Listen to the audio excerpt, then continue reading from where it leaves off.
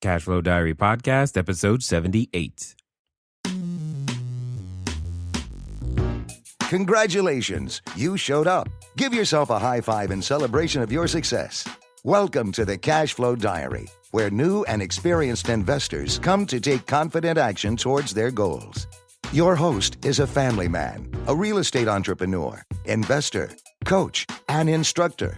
As a master facilitator of Robert Kiyosaki's Cashflow 101 game, he's inspired many to begin their journey into creating cash flow for themselves and their family.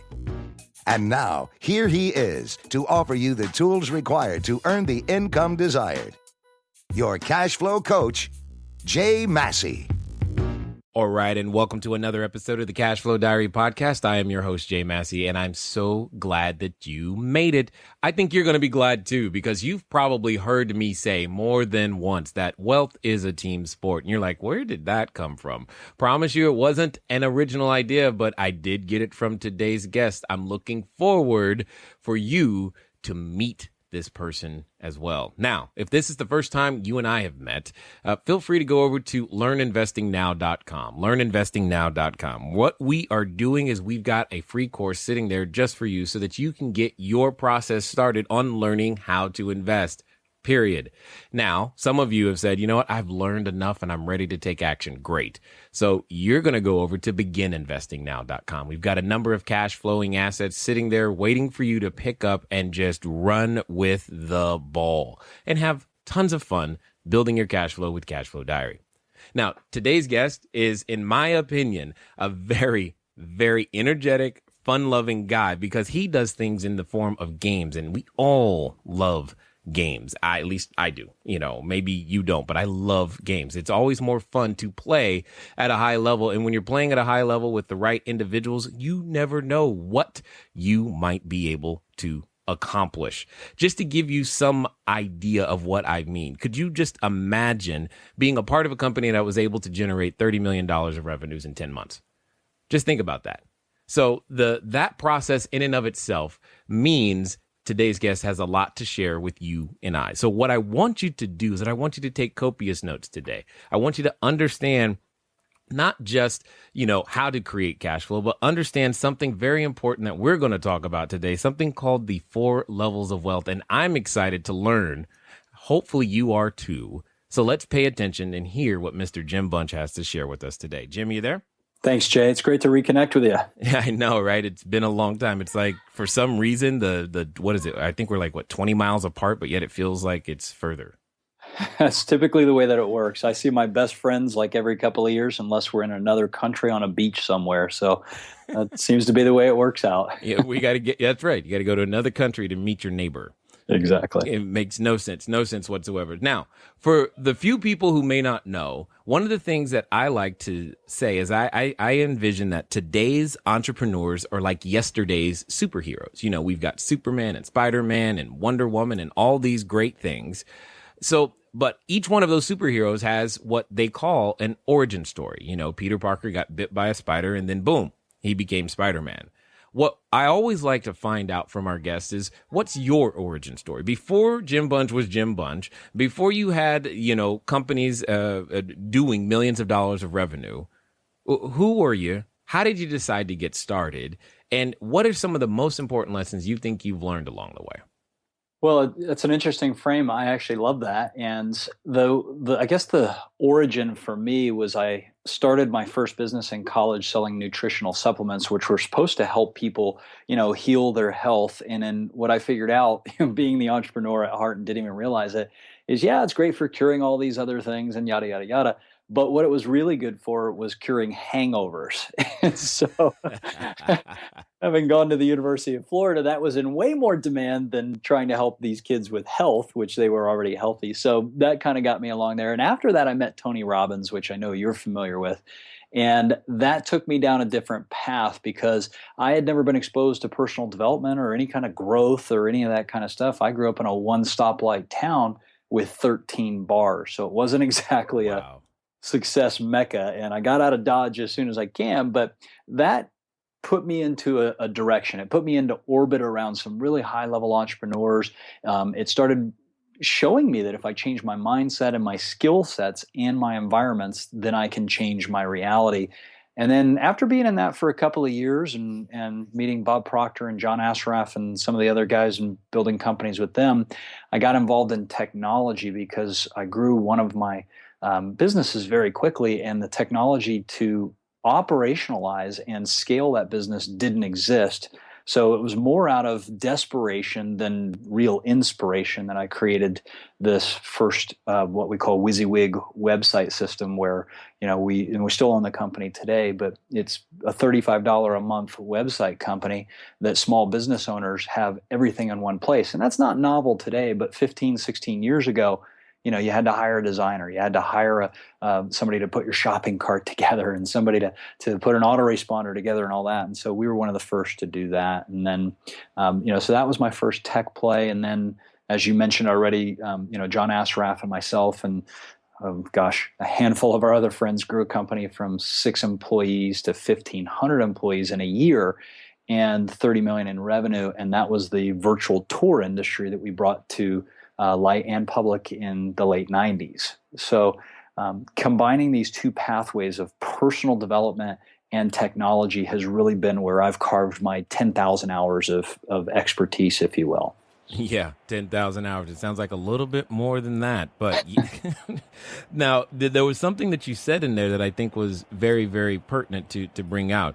You mentioned mindsets. You've also mentioned skill sets, but you also said environments. Talk to us a little bit more about what you meant by environments, because we hear people talk about you got to have the right mindset and skill set all the time. But that was a uniqueness I remember picking up from you. One of the first times I met is this. You talk about environments. Yeah, I mean, a lot of people, they go to the books, tapes, and seminars, and that's fantastic. So imagine that you go to a seminar for 3 days. And, we used to put 2,500 people into these events every weekend. They get excited, pumped up, motivated. They'd set goals, and then they'd go out to conquer the world. But what I started noticing, and this is one of those origin points, is having done that for a couple of years and being on the road where I saw thousands of people every weekend leave the events, what I unfortunately saw was only 4% of the population was actually applying what they were learning. And I'm guessing you see that with people who are investing also, right? Unfortunately. Yeah. So I really didn't have the answer for it until I met another one of my mentors, a guy by the name of Thomas Leonard, who's no longer alive. But Thomas, I asked him the question. I said, why are people spending so much money on this? They have the best intentions. They're cashing out 401ks and leveraging their real estate, and they're doing all this stuff to get ahead. And yet 4% are succeeding, which is a 96% failure rate in the personal growth or success industry. And he said it real matter of fact, and I'll always remember this. He said, most people are trying to use willpower to change their behavior. If they understood how to delegate their success to the environments, they would win.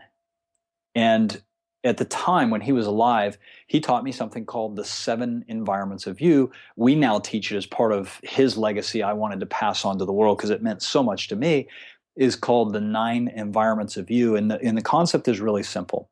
If I were to take you, Jay, and plop you, let's say that from birth, I raised you in a very hard, harsh, troublesome environment, and I kept you in that environment your whole life, you most likely would perform at the level of the environment. If, however, at some point you were introduced to a concept, an idea, or other environments that cause you to leave some of those environments and form new environments where there was more prosperity, where there was more health, where there were happier people, you would then begin to mold into those new environments. A great example is the show The Biggest Loser. Do you ever watch that TV show? Of those that are those reality TV shows, it's one of the few that I will ever, actually stop to watch because it's like positive in some way. It is. So there's a case study. If you watch one of those shows, what do? They pull people who their health has gone to heck in a handbasket. They pull them out of their homes and out of their workplace, and they put them on a fat farm for 90 days or 6 weeks or whatever the program runs. And while they're there, they add coaches, they add nutritionists, they add doctors, they add other people who are headed in the same direction. And you get to, as the watcher, you get to see them playing games and exercises and all this. And at every point in the show, two things happen. Number one, you see the mental and emotional barrier or blocks that's been holding this person back their whole life. That's what the trainers do, is basically, yell at them or hug them or whatever they have to do to get them to have that breakdown so that they can break through.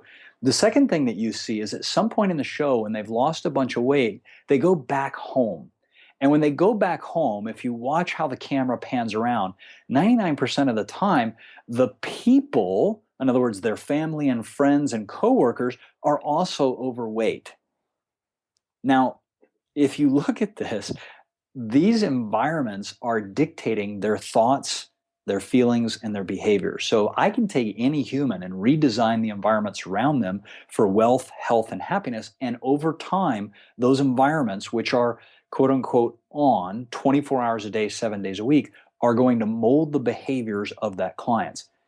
It's both internal and external. So we like to work on doing life by design instead of life by default, which means we design environments around people so that their success becomes easier and more consistent than the people who are going into a seminar for 2 days or 3 days, and then they've got 363 days back to their old environment.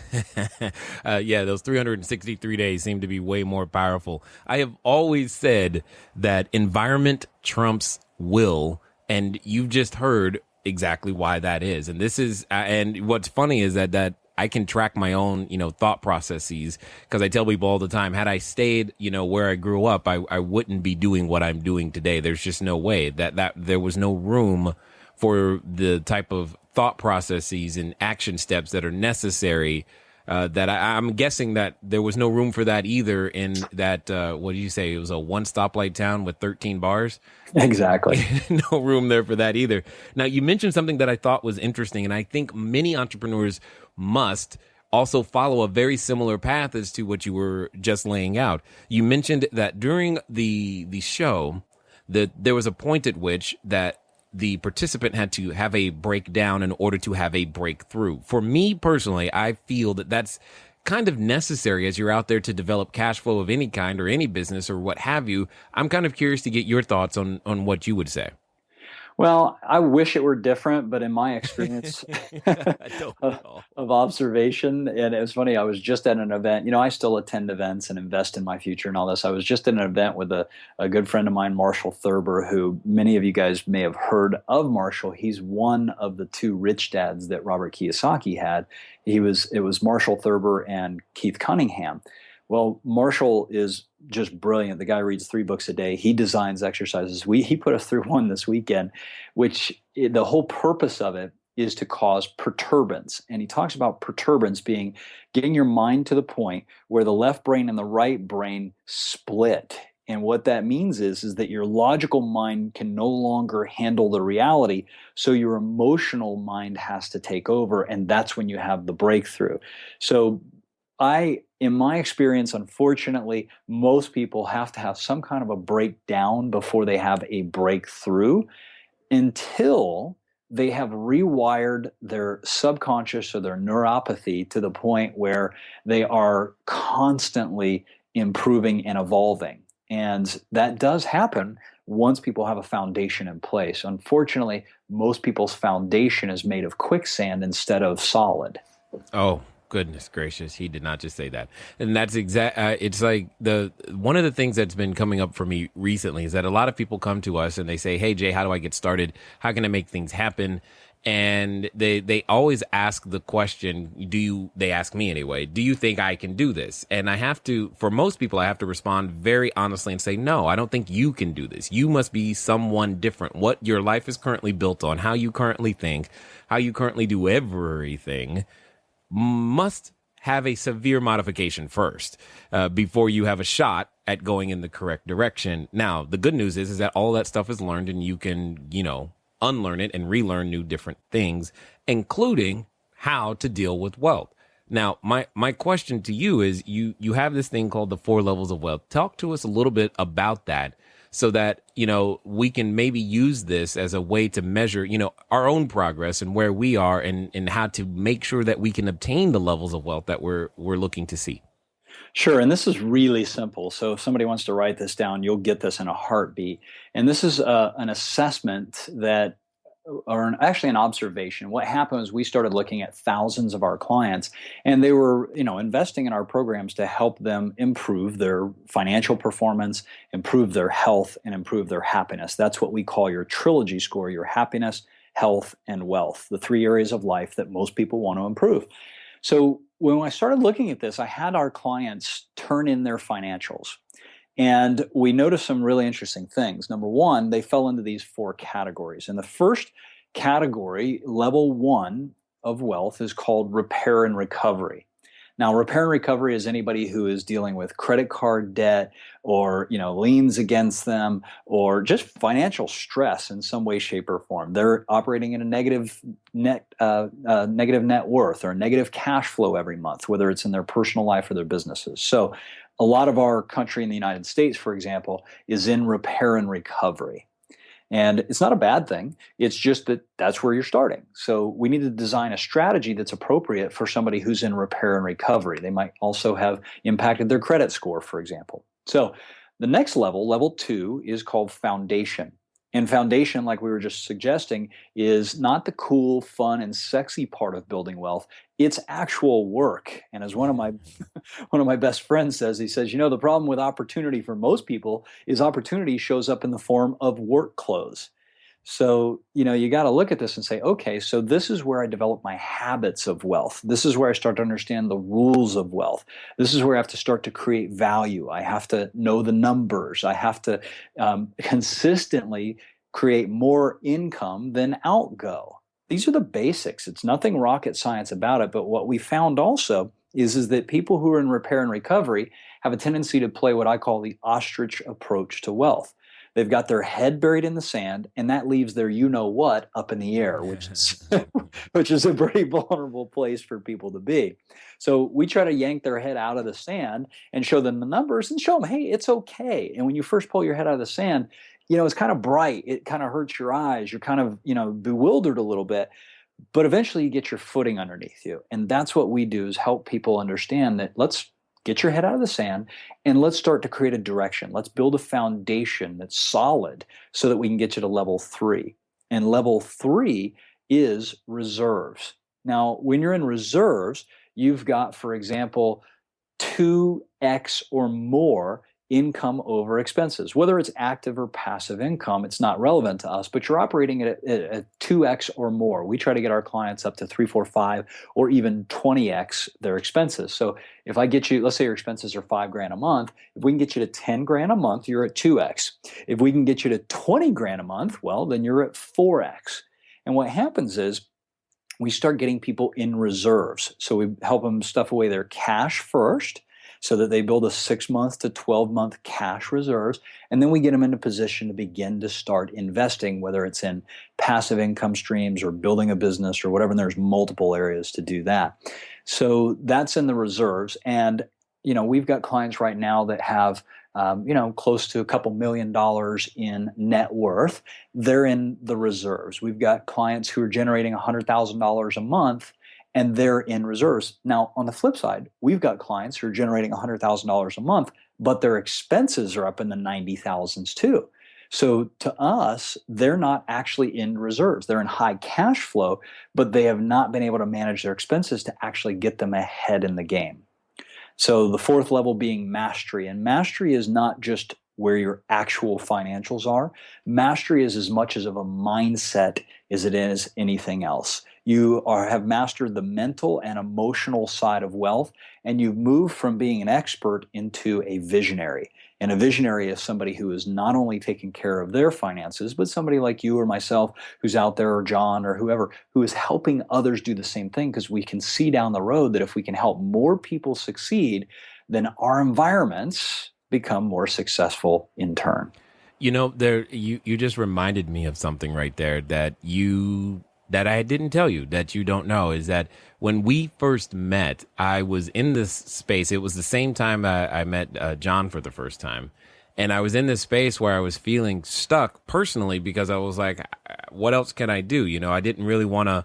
I mean, I knew that I could go out there and buy another 20, 30, 40, 50 units or whatever and add to my own portfolio. But it wasn't that didn't do it for me. That wasn't something that, actually got me overly excited. And then you introduced me to John and his programs, etc. And the facilitating that introduction, sitting there, I think it was you called it I remember the initials were UWW. That's what I remember. Ultimate Wealth Workshop, if I'm not mistaken. You got it. And we in that space, even though I was there to help with the cash flow game, I was like, cool, this is something I could do. I could help a whole bunch of other people. That would be fun. And we've been on that path, ever since, but it was in part due to you and your influence and just showing that this is, that was like my next step at that time. And I needed, a physical example of what that looked like. And, a lot of what we do today is based upon that. And I definitely appreciate it. Oh, well, Jay, I'm glad I could be in an environment that helped you see more clearly, because that's all it did. You already had the talents, and I think you were already asking the questions. I just happened to introduce you to an environment that said, oh, crud, I could do that. So. Yeah, it was a lot of fun. And we've had, lots of fun since then, obviously. But it's been something that now that's what gets me going, is knowing that I've got one of my clients who just paid off one of their first rental properties. It's like, cool.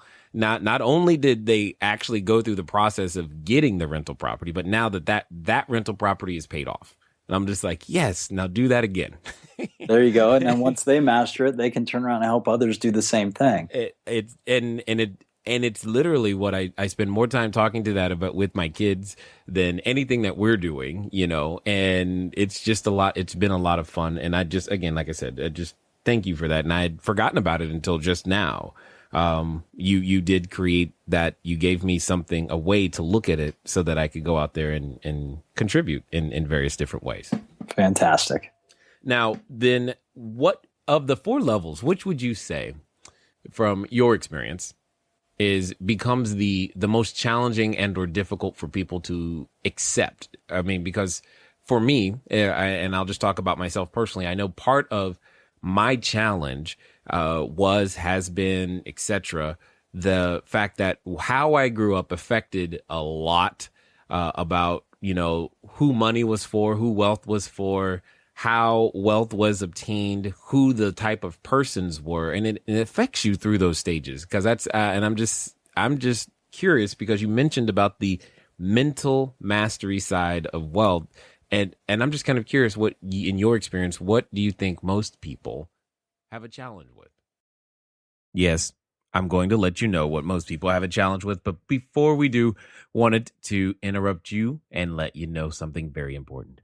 You want to go over to the website, cashflowdiary.com, where you find this particular episode, okay?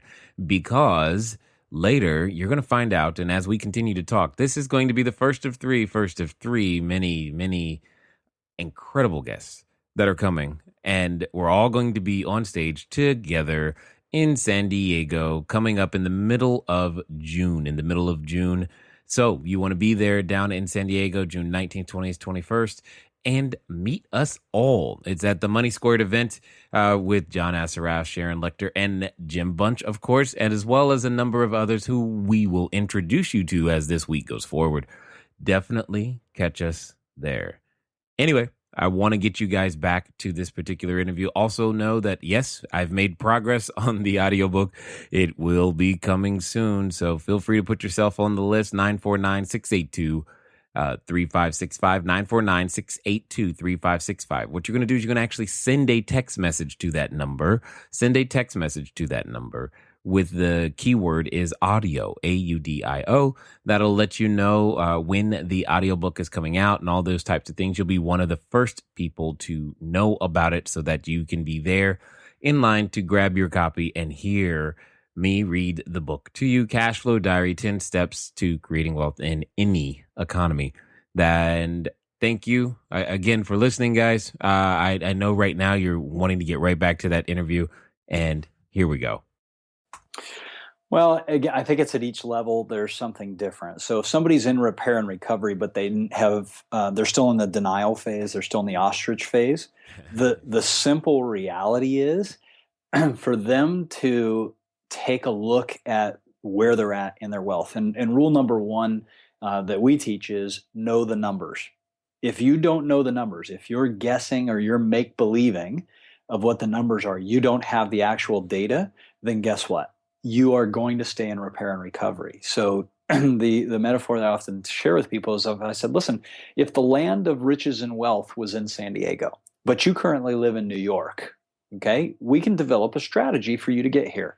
You might have to walk, you might have to ride a bike, you might ride a skateboard, you might fly, you might ride a horse, you might whatever. There are strategies, and then there's pathways to get there. Okay, so what's the pathway? Well, I'm going to take this interstate and that freeway and this, all this.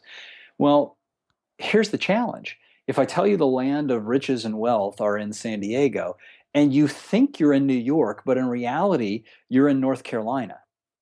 But we set out with the strategy and the path, but from the wrong starting point, then it doesn't work.